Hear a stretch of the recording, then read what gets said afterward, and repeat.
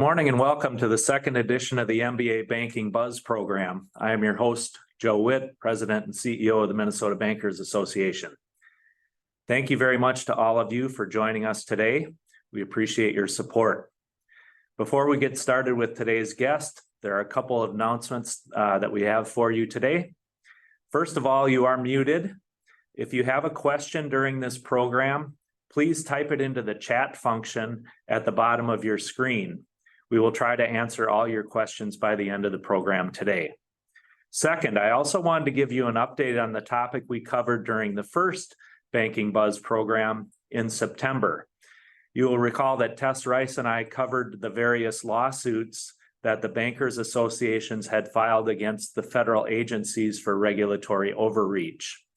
There are three very positive updates that I have for you today. We will start with the Texas Bankers Association lawsuit they filed against the CFPB for its 1071 data collection rule.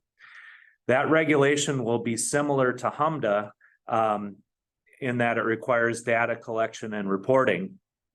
But this particular rule applies to commercial transactions and to agricultural transactions.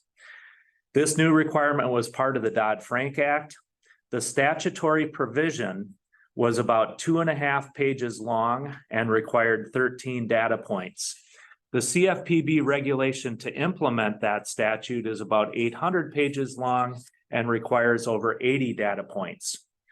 The Texas Bankers Association sued the CFPB for issuing a rule that exceeded the agency's statutory authority. The court in that case has issued a nationwide temporary injunction which prevents the CFPB from enforcing its new rule. But the court has not gotten to the merits of the case just yet. The new development on this issue is that Congress has weighed in on this new CFPB rule.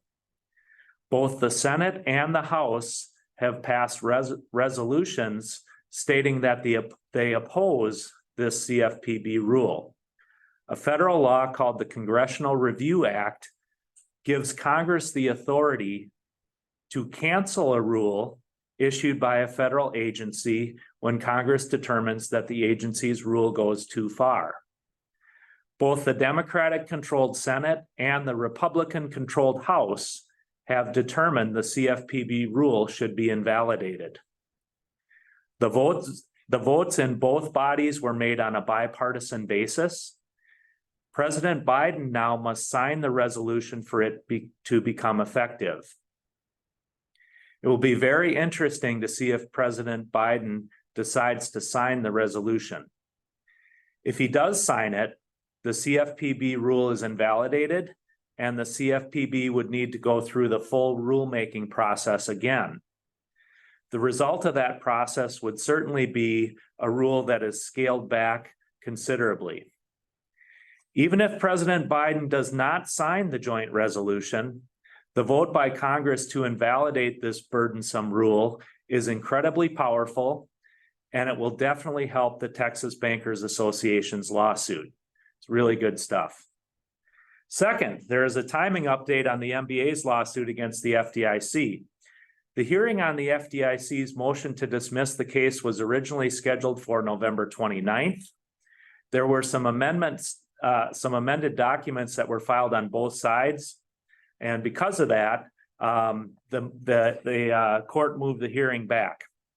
The FDIC attorneys argued that because the briefs would have been filed during the holiday season, they would not be able to meet the deadlines.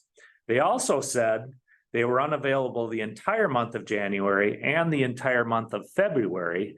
So the hearing on the motion to dismiss will now be held on March 13th. That's a lot later than we were hoping. We were hoping to get through this stage and get onto the merits of the case, but unfortunately we have to wait till the 13th of March. We remain confident that the court will deny the FDIC's motion to dismiss and the case will continue forward. Finally, last Friday, the CFPB issued its schedule of upcoming rulemaking plans. All the agencies are required to issue a schedule of what regulations they're going to work on in the coming months. The CFPB said they will issue a proposed regulation on the circumstances where charging NSF fees violates UDAP. We will watch that rulemaking process very closely, and we will for sure send a comment letter on the proposed rule on behalf of the Minnesota banks once they issue that proposal. This development is super important because we sued the FDIC, alleging that the FDIC does not have authority to define with specificity what actions violate UDAP.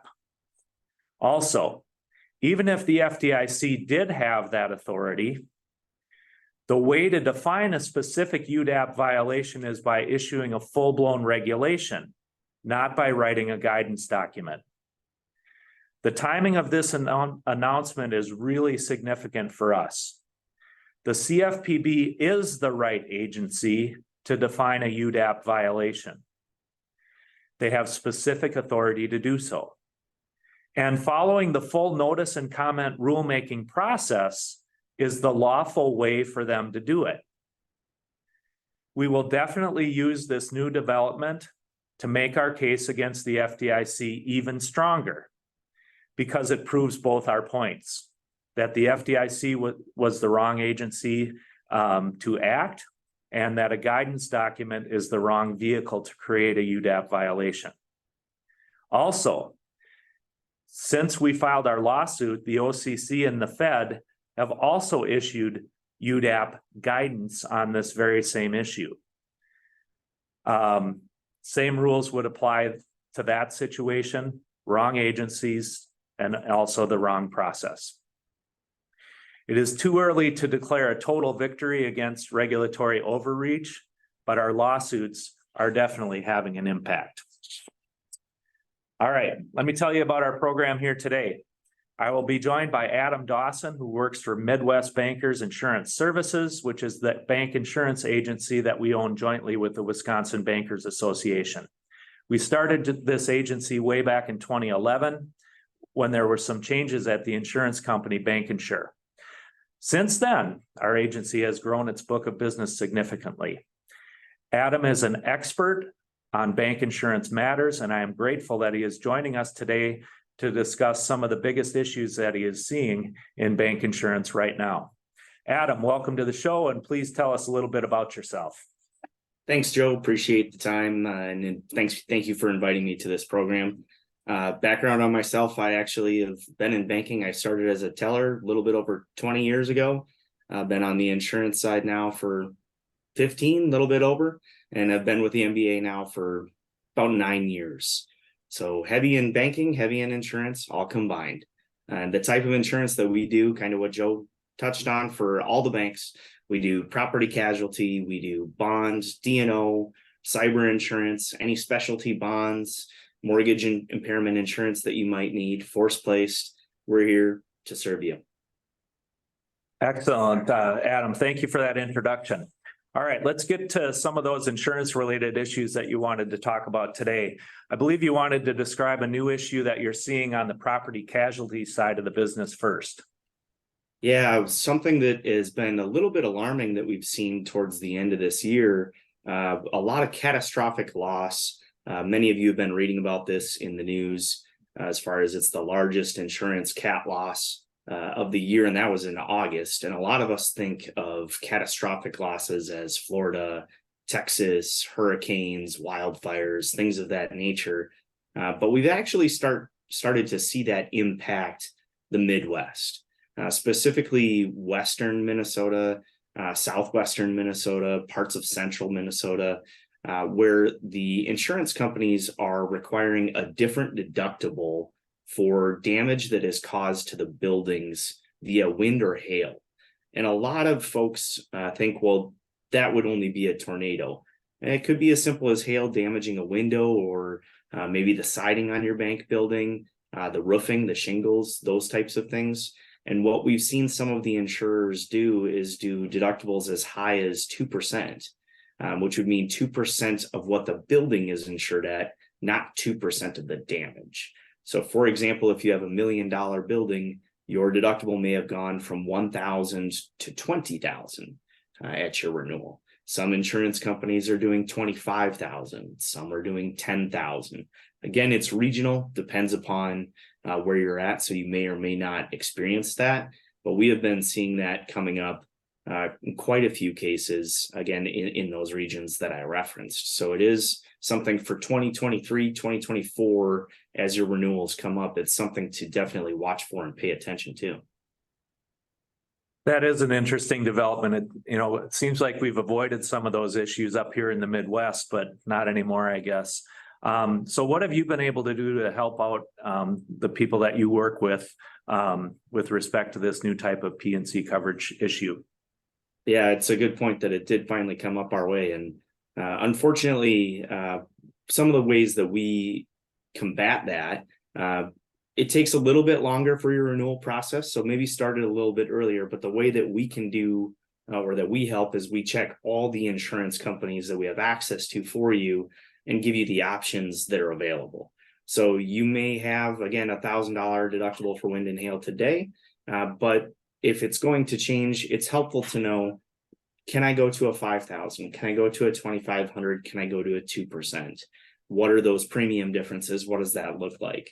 And one of the unique ways that we've been able to combat extremely high deductibles is we can actually do something called the deductible buy down option as well, which is an additional policy that helps you buy down your deductible for a smaller additional premium. So it's helpful. Okay, well, thanks for bringing that up and also for letting us know that there is a suggestion on how you can help. Next, let's look at another challenging situation that's getting a lot of attention: check forgeries and fraud. Our legal department has been fielding a lot of questions in this area on check forgeries, on fraud in general. They try to help the banks work through the logistics and the legalities of those types of situations. And I understand that you've been able to help the banks try and work through some of the insurance aspects of situations where fraud and forgeries arise. Yeah, from a statistical standpoint, this year has been the worst year for claims specifically regarding forgery of checks.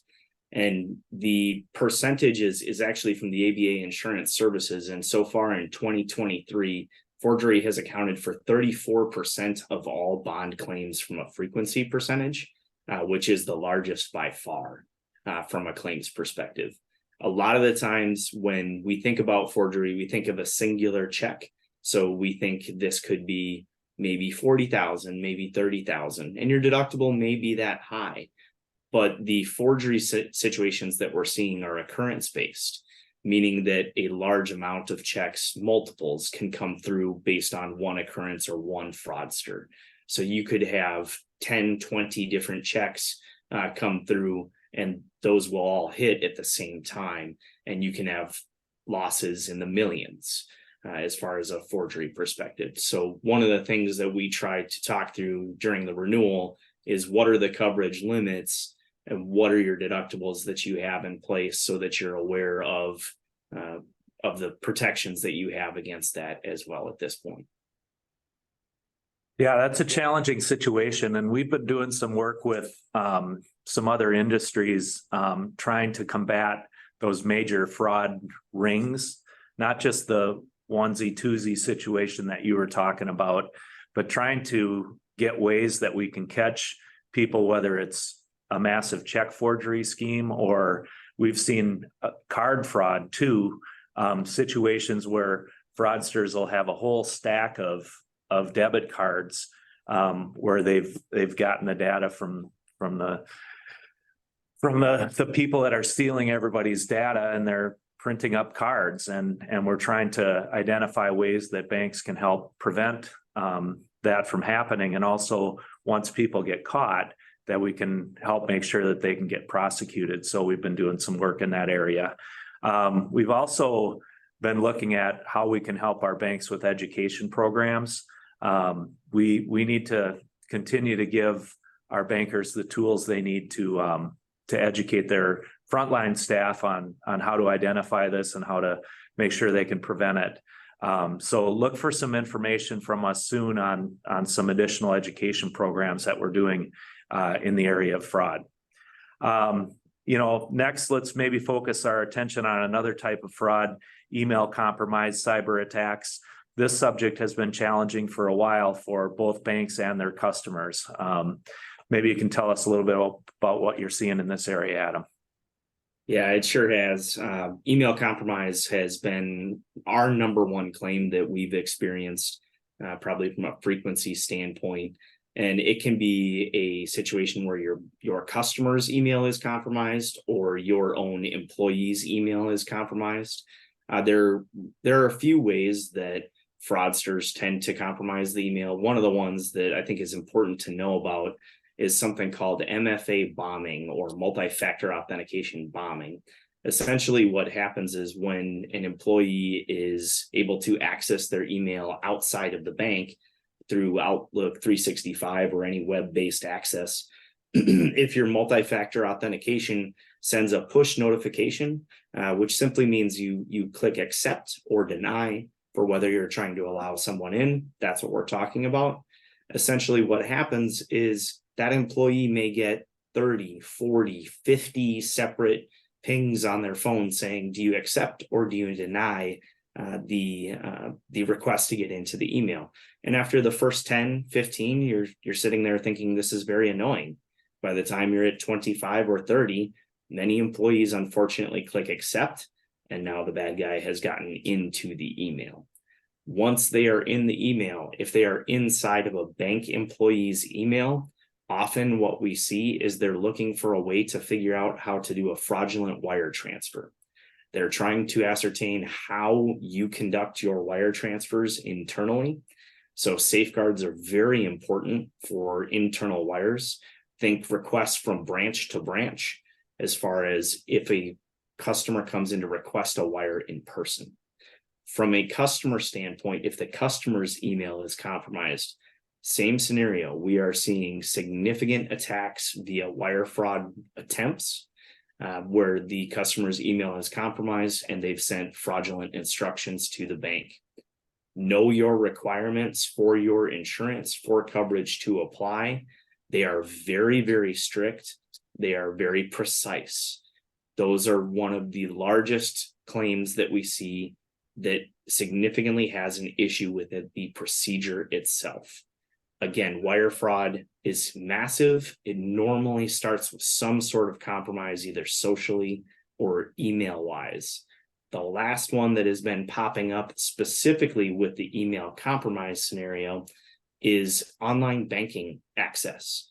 So if you have ACH cash management and you allow your customers to do wire transfers or ACH processes on your website, we have seen multiple situations where the fraudster creates a new account under the same domain as the user that is created initially. They create this separate account, add themselves as a authorized user, and are now ACHing or wiring funds out of the bank using the online banking portal. Again, I would suggest having a conversation with your insurance connection or your insurance agent to ensure that your procedures are in place, both what you have represented to the insurance companies and understanding what the insurance company's requirements are. That is an area where we are seeing some fluctuation between insurers and the processes that do need to be followed. Absolutely. I mean, it's so important to have those procedures to prevent the fraud, but also to ensure that if it does somehow happen, that you're covered. And that's when you're dealing with claims of that size. That's not a fun conversation you have with your customer if they didn't follow their right procedures. So crucial from a prevention standpoint as well as a coverage standpoint. So one would think that there's been enough work done in this area that these types of attacks would slow down, but they keep changing the formula just enough. The fraudsters seem to always find a new avenue and a new way to approach this. And these issues just aren't going away, are they? No, it's unfortunate, but the attacks will continue to happen. And as all of you know, the reality is that it's one of the easier ways for them to get in. It's not it's not an in-person attempt at robbery anymore. There's much easier, safer access for the criminals to try to get those funds. And again, the losses that we've seen there can be significant. I personally have dealt with one that was $750,000 of an internal email compromise that resulted in a wire fraud loss. So it's unbelievable stuff. All right. Yeah, just a good thing to remember that one click is all it takes. And you also wanted to talk about a third-party vendor issue that has popped up that has impacted a lot of banks too. I understand that a major vendor got hit with the Witt vulnerability. Tell us about that situation, Adam. Yeah, so the Witt vulnerability, many of you may have read about in the news. Essentially, many vendors use that program. And it can be used in either check scanning, it can be used in if you made a core service provider change, it can be made in all sorts of different ways that you have to be cautious of. So what we're looking at from a standpoint of notifications and things of that nature is we are seeing where the third-party vendor is reaching out to each bank and letting them know that, yes, we did have said exposure. So yes, we did work with a vendor that did use the Witt vulnerability, and now that vulnerability has exposed your customers' information. So it could be anywhere from 8 to 10,000 records of your customers' information that may have been exposed. So what we do need to be cautious of when we see those situations is the vendor is giving you an opportunity or an offer to control that situation, to say, we will contact your customers, we will offer them the notifications that are required through this third-party vendor that is not connected to the bank in any way, shape, or form. It's important for the banks to understand what your options are and whether or not you would like forensic legal counsel to advise you as far as regulatory notification, whether you want to use the vendor that they're offering, what is the compensation that is being given, if any, from that. It's always important to have a third party that you can trust to walk you through that process.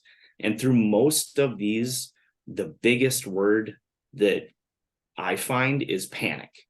A lot of the bank boards and the bank team panics and worries about reputational harm. What does this look like?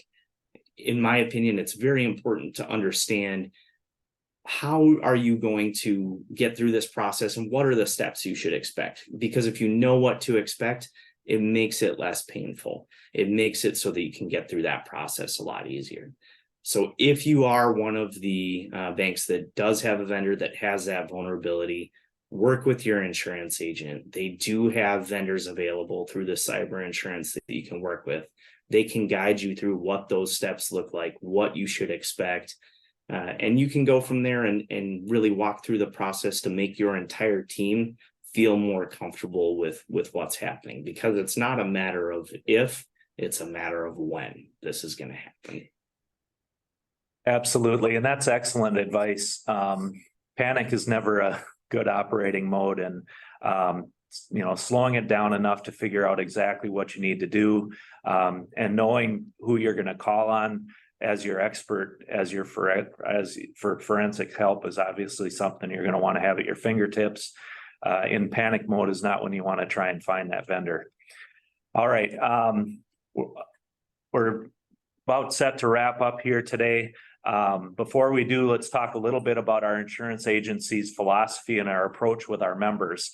The MBA provides a wide range of products and services to our members to help them out in various aspects of banking. And you and I both believe that the work we do through our MBIS agency gives us an excellent opportunity to support our member banks. Describe what being affiliated with the MBA means to you and how you can help bankers within the MBA membership. Yeah, we absolutely work for you. So you as banks, we are here to support you in any way, shape, or form. Even if you don't have your insurance with us, that's okay. We're a resource for you to bounce ideas off, to ask questions, to do reviews. We were created to help you through this process. Banking insurance is all we do, and that's what we know very, very well. We cannot stress enough that we are here to help you. If we are able to help you and you would like to provide us with your business, we'd be more than honored to work with you on that. But again, even from a question standpoint, we want you to look at us as a resource, just like everything else in the MBA. We are always here for you. We're always an open telephone line or email away. Give us a call, shoot us an email, ask us anything you like. We're here to help you. Absolutely. And, I think that's important to stress. Again, one of the things I know you've worked with some banks on is done sort of a policy review. You look at what their coverages are, you look at where their deductibles are, the risk factors, and you can suggest tweaks one way or the other as far as coverages or deductibles and everything else. And adding additional lines that they don't have. You've been able to help a lot of our member banks in that area, and that's not something that you're going to expect any payment for. It's just good sound business for them to have somebody else take a look at their insurance products every once in a while. We should all be doing that on a personal basis, and this gives you a great opportunity to run your bank insurance needs by somebody. It's a great offer that you guys throw out on the table. And because it is complicated, it's a lot more complicated than what we do individually.